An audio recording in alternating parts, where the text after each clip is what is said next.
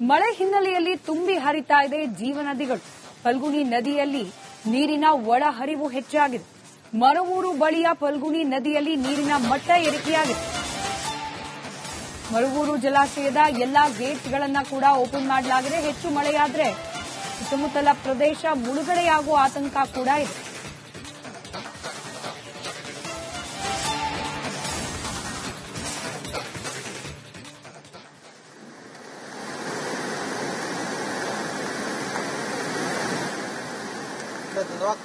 ಅದನ್ನು ತಗೊಳ್ಳಿ. ಹಾಂ ಸರಿ.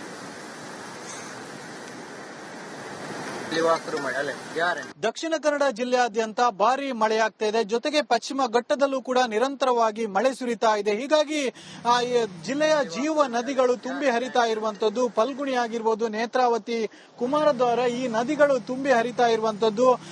ತುಂಬಿ ಹರಿದಂತ ಕಾರಣವಾಗಿ ನೀರು ಪಕ್ಕದ ಅಂದ್ರೆ ನದಿ ತೀರದ ಪ್ರದೇಶಗಳಿಗೆ ನುಗ್ಗುವಂತಹ ಸಾಧ್ಯತೆಗಳು ಕೂಡ ಇರುವಂತದ್ದು. ನಾನೀಗ ಮಂಗಳೂರಿನ ಫಲ್ಗುಣಿ ನದಿ ತೀರದಲ್ಲಿ ಇದ್ದೇನೆ. ನೀವು ದೃಶ್ಯದಲ್ಲಿ ಗಮನಿಸಬಹುದು, ಫಲ್ಗುಣಿ ನದಿ ತುಂಬಿ ಹರಿತಾ ಇರುವಂತದ್ದು. ಹೀಗಾಗಿ ಆ ಫಲ್ಗುಣಿ ನದಿಯಲ್ಲಿ ಅಡ್ಡದಾಗಿ ಕಟ್ಟಿದಂತಹ ಮರವೂರು ಡ್ಯಾಮ್ನ ಗೇಟ್ಗಳನ್ನ ತೆರವು ಮಾಡಿ ಬಿಡ್ತಾ ಇರುವಂತಹ ದೃಶ್ಯಗಳನ್ನು ಕೂಡ ಗಮನಿಸಬಹುದು. ಅಂದ್ರೆ ಮರವೂರು ಡ್ಯಾಮ್ನಲ್ಲಿ ನೀರು ತುಂಬಿತ್ತು. ಹೀಗಾಗಿ ಆ ಗೇಟ್ಗಳನ್ನ ತೆಗೆದು ಬಿಡುವಂತಹ ಈಗ ಕೆಲಸವನ್ನು ಕೂಡ ಮಾಡ್ತಾ ಇರುವಂತದ್ದು. ಯಾಕಂದ್ರೆ ಈ ಮರವೂರು ಡ್ಯಾಮ್ ತುಂಬಿದಂತಹ ಸಂದರ್ಭದಲ್ಲಿ ಇದರ ಪಕ್ಕದಲ್ಲಿ ಇರುವಂತಹ ಆದ್ಯಪಾಡಿ ಜೊತೆಗೆ ಅಕ್ಕಪಕ್ಕದ ಊರುಗಳೇನಿದೆ ಅವುಗಳು ಮುಳುಗಡೆ ಹೊಂದುವಂತಹ ಸಾಧ್ಯತೆಗಳು ಕೂಡ ಇರುವಂತದ್ದು. ಹೀಗಾಗಿ ಆ ಡ್ಯಾಮ್ನ ಗೇಟ್ಗಳನ್ನು ಸದ್ಯ ತೆರೆದು ಬಿಟ್ಟು ನೀರನ್ನು ಸರಾಗವಾಗಿ ಹೋಗುವಂತೆ ಮಾಡ್ತಾ ಇರುವಂತಹ ಕೆಲಸವನ್ನು ಕೂಡ ಗಮನಿಸಬಹುದು. ಏನು ಫಲ್ಗುಣಿ ನದಿ ಏನಿದೆ ಅದು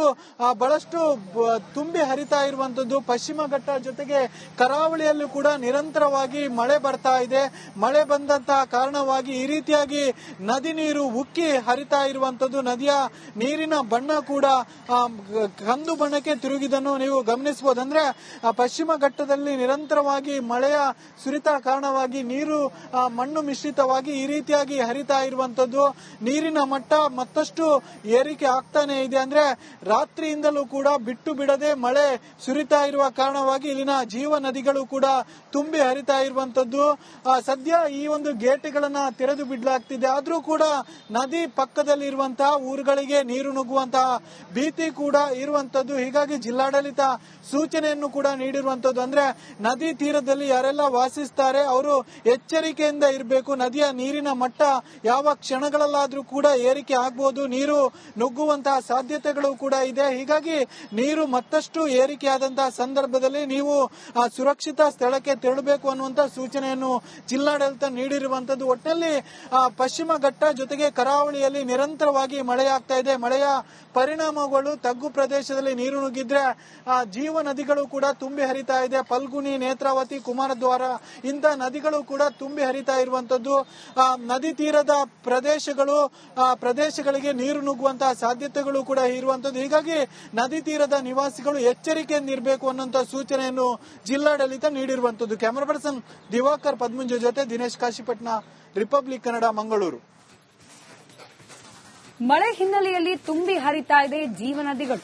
ಫಲ್ಗುಣಿ ನದಿಯಲ್ಲಿ ನೀರಿನ ಒಳಹರಿವು ಹೆಚ್ಚಾಗಿದೆ. ಮರವೂರು ಬಳಿಯ ಫಲ್ಗುಣಿ ನದಿಯಲ್ಲಿ ನೀರಿನ ಮಟ್ಟ ಏರಿಕೆಯಾಗಿದೆ.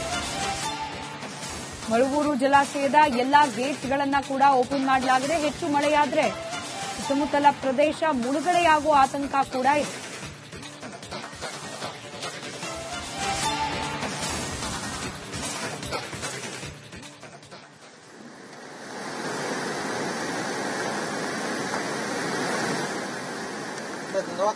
ಅದನ್ನು ತಗೊಳ್ಳಿ. ಹಾಂ ಸರಿ.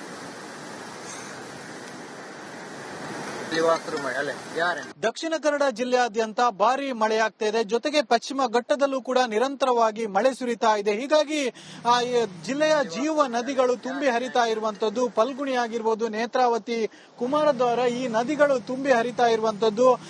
ತುಂಬಿ ಹರಿದಂತ ಕಾರಣವಾಗಿ ನೀರು ಪಕ್ಕದ ಅಂದ್ರೆ ನದಿ ತೀರದ ಪ್ರದೇಶಗಳಿಗೆ ನುಗ್ಗುವಂತಹ ಸಾಧ್ಯತೆಗಳು ಕೂಡ ಇರುವಂತದ್ದು. ನಾನೀಗ ಮಂಗಳೂರಿನ ಫಲ್ಗುಣಿ ನದಿ ತೀರದಲ್ಲಿ ಇದ್ದೇನೆ. ನೀವು ದೃಶ್ಯದಲ್ಲಿ ಗಮನಿಸಬಹುದು, ಫಲ್ಗುಣಿ ನದಿ ತುಂಬಿ ಹರಿತಾ ಇರುವಂತದ್ದು. ಹೀಗಾಗಿ ಆ ಫಲ್ಗುಣಿ ನದಿಯಲ್ಲಿ ಅಡ್ಡದಾಗಿ ಕಟ್ಟಿದಂತಹ ಮರವೂರು ಡ್ಯಾಮ್ನ ಗೇಟ್ಗಳನ್ನ ತೆರವು ಮಾಡಿ ಬಿಡ್ತಾ ಇರುವಂತಹ ದೃಶ್ಯಗಳನ್ನು ಕೂಡ ಗಮನಿಸಬಹುದು. ಅಂದ್ರೆ ಮರವೂರು ಡ್ಯಾಮ್ ನಲ್ಲಿ ನೀರು ತುಂಬಿತ್ತು, ಹೀಗಾಗಿ ಆ ಗೇಟ್ಗಳನ್ನ ತೆಗೆದು ಬಿಡುವಂತಹ ಈಗ ಕೆಲಸವನ್ನು ಕೂಡ ಮಾಡ್ತಾ ಇರುವಂತದ್ದು. ಯಾಕಂದ್ರೆ ಈ ಮರವೂರು ಡ್ಯಾಮ್ ತುಂಬಿದಂತಹ ಸಂದರ್ಭದಲ್ಲಿ ಇದ್ರ ಪಕ್ಕದಲ್ಲಿ ಇರುವಂತಹ ಆದ್ಯಪಾಡಿ ಜೊತೆಗೆ ಅಕ್ಕಪಕ್ಕದ ಊರುಗಳೇನಿದೆ ಅವುಗಳು ಮುಳುಗಡೆ ಹೊಂದುವಂತಹ ಸಾಧ್ಯತೆಗಳು ಕೂಡ ಇರುವಂತದ್ದು. ಹೀಗಾಗಿ ಆ ಡ್ಯಾಮ್ನ ಗೇಟ್ಗಳನ್ನು ಸದ್ಯ ತೆರೆದು ಬಿಟ್ಟು ನೀರನ್ನು ಸರಾಗವಾಗಿ ಹೋಗುವಂತೆ ಮಾಡ್ತಾ ಇರುವಂತಹ ಕೆಲಸವನ್ನು ಕೂಡ ಗಮನಿಸಬಹುದು. ಏನು ಫಲ್ಗುಣಿ ನದಿ ಏನಿದೆ ಅದು ಬಹಳಷ್ಟು ತುಂಬಿ ಹರಿತಾ ಇರುವಂತದ್ದು. ಪಶ್ಚಿಮ ಘಟ್ಟ ಜೊತೆಗೆ ಕರಾವಳಿಯಲ್ಲೂ ಕೂಡ ನಿರಂತರವಾಗಿ ಮಳೆ ಬರ್ತಾ ಇದೆ. ಮಳೆ ಬಂದಂತಹ ಕಾರಣವಾಗಿ ಈ ರೀತಿಯಾಗಿ ನದಿ ನೀರು ಉಕ್ಕಿ ಹರಿತಾ ಇರುವಂತದ್ದು. ನದಿಯ ನೀರಿನ ಬಣ್ಣ ಕೂಡ ಕಂದು ಬಣ್ಣಕ್ಕೆ ತಿರುಗಿದನ್ನು ನೀವು ಗಮನಿಸಬಹುದು. ಅಂದ್ರೆ ಪಶ್ಚಿಮ ಘಟ್ಟದಲ್ಲಿ ನಿರಂತರವಾಗಿ ಮಳೆಯ ಸುರಿತ ಕಾರಣವಾಗಿ ನೀರು ಮಣ್ಣು ಮಿಶ್ರಿತವಾಗಿ ಈ ರೀತಿಯಾಗಿ ಹರಿತಾ ಇರುವಂತದ್ದು. ನೀರಿನ ಮಟ್ಟ ಮತ್ತಷ್ಟು ಏರಿಕೆ ಆಗ್ತಾನೆ ಇದೆ. ಅಂದ್ರೆ ರಾತ್ರಿಯಿಂದಲೂ ಕೂಡ ಬಿಟ್ಟು ಬಿಡದೆ ಮಳೆ ಸುರಿತಾ ಇರುವ ಕಾರಣವಾಗಿ ಇಲ್ಲಿನ ಜೀವ ನದಿಗಳು ಕೂಡ ತುಂಬಿ ಹರಿತಾ ಇರುವಂತದ್ದು. ಸದ್ಯ ಈ ಒಂದು ಗೇಟ್ಗಳನ್ನ ತೆರೆದು ಬಿಡಲಾಗ್ತಿದೆ, ಆದ್ರೂ ಕೂಡ ನದಿ ಪಕ್ಕದಲ್ಲಿ ಇರುವಂತಹ ಊರುಗಳಿಗೆ ನೀರು ನುಗ್ಗುವಂತಹ ಭೀತಿ ಕೂಡ ಇರುವಂತದ್ದು. ಹೀಗಾಗಿ ಜಿಲ್ಲಾಡಳಿತ ಸೂಚನೆಯನ್ನು ಕೂಡ ನೀಡಿರುವಂತದ್ದು. ಅಂದ್ರೆ ನದಿ ತೀರದಲ್ಲಿ ಯಾರೆಲ್ಲ ವಾಸಿಸ್ತಾರೆ ಅವರು ಎಚ್ಚರಿಕೆಯಿಂದ ಇರಬೇಕು. ನದಿಯ ನೀರಿನ ಮಟ್ಟ ಯಾವ ಕ್ಷಣಗಳಲ್ಲಾದ್ರೂ ಕೂಡ ಏರಿಕೆ ಆಗಬಹುದು, ನೀರು ನುಗ್ಗುವಂತಹ ಸಾಧ್ಯತೆಗಳು ಕೂಡ ಇದೆ. ಹೀಗಾಗಿ ನೀರು ಮತ್ತಷ್ಟು ಏರಿಕೆಯಾದಂತಹ ಸಂದರ್ಭದಲ್ಲಿ ನೀವು ಸುರಕ್ಷಿತ ಸ್ಥಳಕ್ಕೆ ತೆರಳಬೇಕು ಅನ್ನುವಂತಹ ಸೂಚನೆಯನ್ನು ಜಿಲ್ಲಾಡಳಿತ ನೀಡಿರುವಂತದ್ದು. ಒಟ್ಟಿನಲ್ಲಿ ಪಶ್ಚಿಮ ಘಟ್ಟ ಜೊತೆಗೆ ಕರಾವಳಿಯಲ್ಲಿ ನಿರಂತರವಾಗಿ ಮಳೆಯಾಗ್ತಾ ಇದೆ. ಮಳೆಯ ಪರಿಣಾಮಗಳು ತಗ್ಗು ಪ್ರದೇಶದಲ್ಲಿ ನೀರು ನುಗ್ಗಿದ್ರೆ ಜೀವ ನದಿಗಳು ಕೂಡ ತುಂಬಿ ಹರಿತಾ ಇದೆ. ಫಲ್ಗುಣಿ, ನೇತ್ರಾವತಿ, ಕುಮಾರದ್ವಾರ ಇಂಥ ನದಿಗಳು ಕೂಡ ತುಂಬಿ ಹರಿತಾ ಇರುವಂತದ್ದು. ನದಿ ತೀರದ ಪ್ರದೇಶಗಳಿಗೆ ನೀರು ನುಗ್ಗುವಂತಹ ಸಾಧ್ಯತೆಗಳು ಕೂಡ ಇರುವಂತದ್ದು. ಹೀಗಾಗಿ ನದಿ ತೀರದ ನಿವಾಸಿಗಳು ಎಚ್ಚರಿಕೆಯಿಂದ ಇರಬೇಕು ಅನ್ನುವಂತ ಸೂಚನೆಯನ್ನು ಜಿಲ್ಲಾಡಳಿತ ನೀಡಿರುವಂತದ್ದು. ಕ್ಯಾಮರಾ ಪರ್ಸನ್ ದಿವಾಕರ್ ಪದ್ಮುಂಜ ಜೊತೆ ದಿನೇಶ್ ಕಾಶಿಪಟ್ನ, ರಿಪಬ್ಲಿಕ್ ಕನ್ನಡ, ಮಂಗಳೂರು. ಮಳೆ ಹಿನ್ನೆಲೆಯಲ್ಲಿ ತುಂಬಿ ಹರಿತಾ ಇದೆ ಜೀವ ನದಿಗಳು. ಫಲ್ಗುಣಿ ನದಿಯಲ್ಲಿ ನೀರಿನ ಒಳಹರಿವು ಹೆಚ್ಚಾಗಿದೆ. ಮರವೂರು ಬಳಿಯ ಫಲ್ಗುಣಿ ನದಿಯಲ್ಲಿ ನೀರಿನ ಮಟ್ಟ ಏರಿಕೆಯಾಗಿದೆ.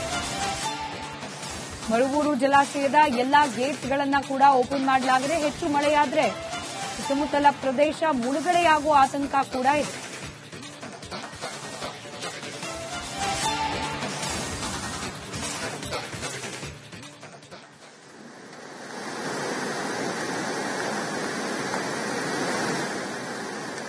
ವಾಕ್ರು ಹಾಕ್ತೇನೆ, ಅದನ್ನು ತಗೊಳ್ಳಿ.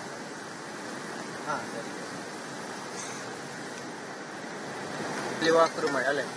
ದಕ್ಷಿಣ ಕನ್ನಡ ಜಿಲ್ಲೆಯಾದ್ಯಂತ ಭಾರಿ ಮಳೆಯಾಗ್ತಾ ಇದೆ. ಜೊತೆಗೆ ಪಶ್ಚಿಮ ಘಟ್ಟದಲ್ಲೂ ಕೂಡ ನಿರಂತರವಾಗಿ ಮಳೆ ಸುರಿತಾ ಇದೆ. ಹೀಗಾಗಿ